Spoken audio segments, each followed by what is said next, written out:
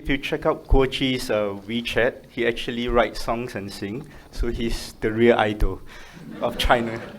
All right, so my name is Jonathan Loh. I'm very happy to share with you our experience on looking at multiple modalities, namely single-cell transcriptomics and single-cell epigenomics. Hopefully that will be helpful for our colleagues working on human cell atlas. The overarching aims of our lab is to look at how cells, cell fates are changed dynamically, whether stem cells can retain their self-renewal capacity, or a differentiated cells can become a iPSCs, or a differentiated cells can become another types of cell types.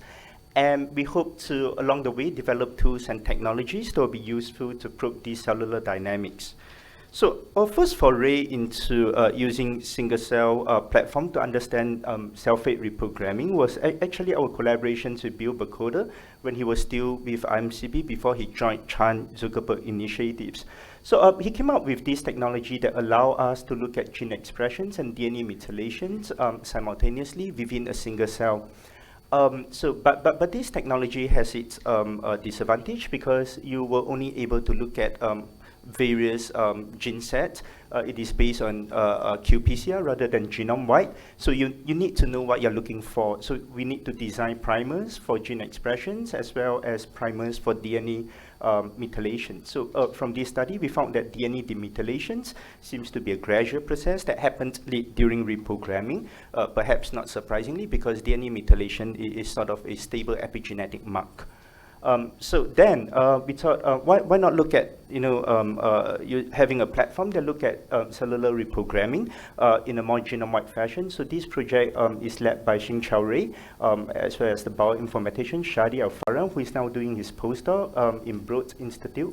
So we harvested human reprogramming cell samples at various time points. Initially, we used the microfluidics capture method to look at single-cell ATAC-seq and RNA-seq. Ultimately, we adopted the 10x genomics, so that would give us a lot more cells. In total, we look at about 33,000 cells. So if you look at a simple clustering, so a mesenchymal genes like these will get to switch off in these successfully reprogrammed populations. We call that day 16 TRA160 sorted cells. And pluripotency genes like nano will be switched on in the successful reprogrammed cells. Well, when I go to single-cell conference, I heard a lot of complaints about pseudo-time analysis. But I thought, pseudo-time analysis like monoclonal 2 work really well for us because it reflects the real time actually. So if you look at the pseudo-time analysis that we have, the major branching point will be day 16, where we sorted the cells based on TRA160, which is a marker for pluripotency.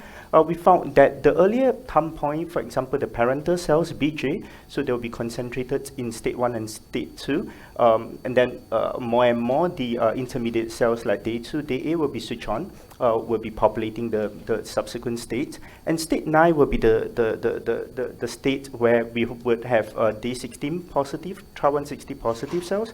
So that would represent the state where successfully reprogramming took place. So if you look at a very simple differential expressions across the various states, we found that the earlier states are populated by transcription factors that are critical for the fibroblast state or program, whereas the later states will be populated by transcription factors important for pluripotency, which is not surprising. So what really surprised us was these whole groups of lineage transcription factors like ASCL, HAN1, LMO2. So these are lineage transcription factors that were neither the parental states or the reprogrammed states, but they happen to be switched on during these intermediate states. So we also did single-cell ATAC-seq along with RNA-seq. So when we look at chromatin accessibility, so this is chromvar analysis, we found that these are fibroblast-related genes like FOS, L2, L1, Jun, so they were the most variable in terms of their opening and closing, followed by these whole groups of lineage specific transcription factors. So if you do a simple t-SNE clustering of these single cells from the various time points of reprogramming, you find that the BJ cells, the parental cells, will be at the top right corner. And we also have the H1 embryonic stem cells, so these will be the day 16 positive cells. clustered very close to the human embryonic stem cells. But if you focus on the intermediate time point like day 2 and day 8, they seems to be pretty well spread out, suggesting that in terms of the chromatin accessibility, they're very heterogeneous and diverse. So if you look at the individual motif, like FOS1 seems to be heavily opened at the beginning of reprogramming, and then it becomes closed, whereas TIP4 seems to be opened in the intermediate state and then closing back a bit in the fully or in the pluripotent states like human embryonic stem cells. So this was done for all the cells of the reprogramming state. What if you just focus on, say, the day 8 intermediate cells? So we found that the profile changed a bit for ChromeVault. So the fibroblast related motif was still at the top, but gone were all the lineage transcription factors except for TAP4. So it seems that the day 8 intermediate cells were dominated by the fibroblast, FOSL1 motif, and the TIP4 motif. So if you look at them at the individual level, so each of these are individual cells, you found that the cells actually made a binary choice during reprogramming. So either they hang on to the FOSL1 program, or they give it up and adopt the TAP4 program to become a reprogrammed state. What about the expressions of these two proteins or these two genes? So FOSL1 seems to be heavily expressed at the early parts of reprogramming, whereas TAP4 seems to be dominating at the successful branch of reprogramming. So this is another representation. FOSL1 seems to express very highly first, followed by TAP4. So we also did this known as the magic analysis. So FOSL1 seems to be heavily expressed in the parental cells and the day 2 cells, whereas TAP4 seems to be heavily expressed in the successfully reprogrammed cells. So if you focus your attentions on day 8 cells, you found that the day 8 cells are basically separated into two major populations. Either they express very high levels of FOSL1, very low level of TAP4, or vice versa, very high TAP4 and low levels of FOSL1. So we also did sort of a scenic analysis, regulome analysis. So it seems that FOSL1, regulome, heavily active in the initial parts of reprogramming, whereas TIP4 in the intermediate part and the later parts of reprogramming. So with this single-cell RNA-seq and single-cell attack-seq data, we tried to integrate them and analyze them in a more meaningful manner. So we make use of this coupled NNF clustering. Not sure whether it's the best method to integrate the different sets of data, or I'll be very happy to hear your suggestions. So this method allows us to cluster them. So for example, cluster 2 will be FOSL1 led program with opening of the motif for FOSL1, whereas TIP4, cluster 1 will be of TIP4 led program or regulations. So these will be the chromatin accessibility, and these will be the gene expressions for cluster 1 and cluster 2. We thought it makes some sense when we were looking at the Cicero accessibility. So for example, CDH1, which is a epithelial gene, seems to be switched on in the cluster 1, that is the reprogrammed state, versus the non-reprogrammed state. And conversely, SMAD3, which is a repressor for reprogramming, seems to be heavily switched on in terms of chromatin accessibility and expressions in cluster 2 rather than cluster 1. So with that, we sort of came up with a model for reprogramming based both on looking at transcriptomics and chromatin accessibility. The take-home message is in day 8, the cells were forced to choose or to make a binary choice between whether they want to maintain the FOSL1 program, or they will pick and choose a TAP4 program, which will lead to a more successful reprogram state. I would just like to end by describing these new technologies that we have developed in the lab. So that was again led by Chowray and Shadi Al-Faran. So this technology allows us to, probe both the transcriptomes and chromatin accessibility within the same cells. We call it ASTAR-seq, so you might have guessed it. We are paying tribute to our paymaster, ASTAR. All right, so this is based on microfluidics. So in fact, the first versions was perfected on 96 well on this Fluidum C1 chip.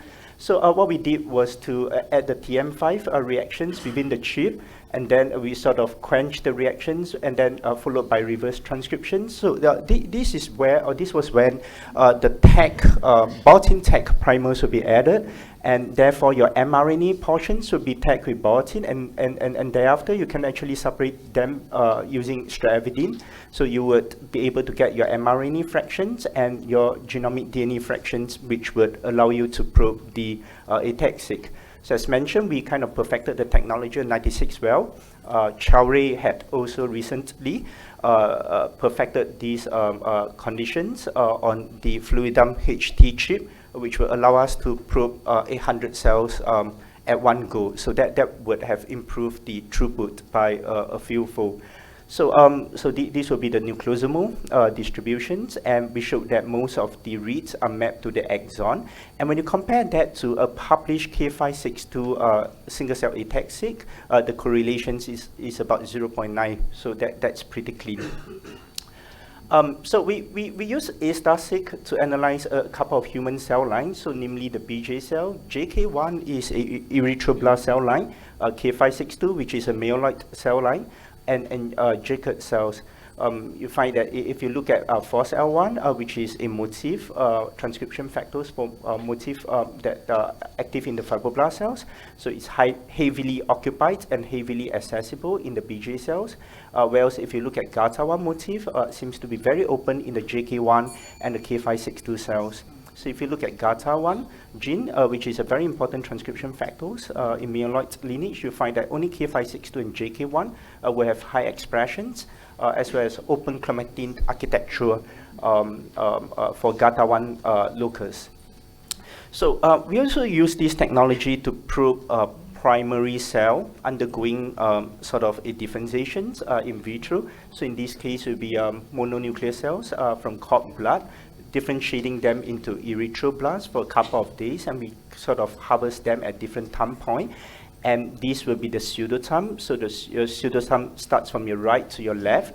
We found that the cluster here will be the cluster which express high level of hemoglobin alpha. So these will be your sort of a differentiated populations to the erythroblasts.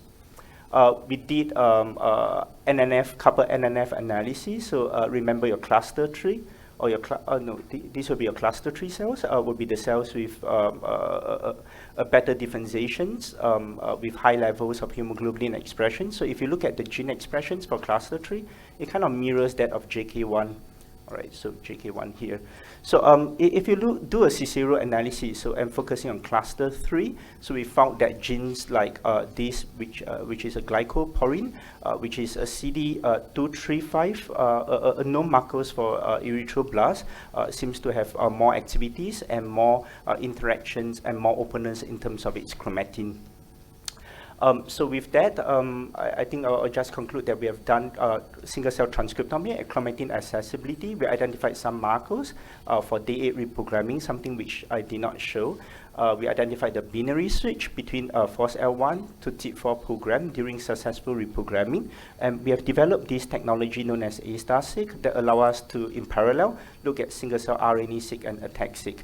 So we are just starting to apply this, this platform to look at cancer samples and primary tissues, and I'll be very happy to talk about collaborations if you're interested too.